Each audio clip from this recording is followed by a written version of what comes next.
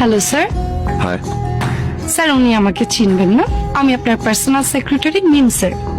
Welcome sir. Thank you. Sir আপনার coffee 10 মিনিটের মধ্যে আপনার ব্রেকফাস্ট চলে আসবে স্যার। আমি তো এখানে কাজ করতে এসেছি, খেতে আসিনি। স্যার কাজের সাথে সাথে ফুডটাও মেনে চলবে। আপনার কাজ করতে এনার্জি লাগবে, আর এনার্জিটা খাবার থেকে আসবে। ব্রেকফাস্ট মানে তেমন কিছু না, steam salad, bread with hot milk, that's it. যেটা খেতে আপনার শুধুমাত্র 5 মিনিট লাগবে। এই কফি কে বানিয়েছে? চিনি তো কম কেন? আমি তো 2.5 চামচ চিনি খাই।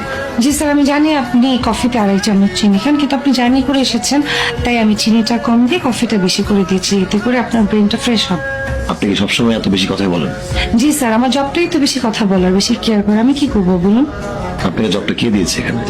স্যার চেয়ারম্যান স্যার, আপনার বাবা আমাকে আপনার পার্সোনাল সেক্রেটারি হিসেবে পাঠিয়েছেন। আমার সাথে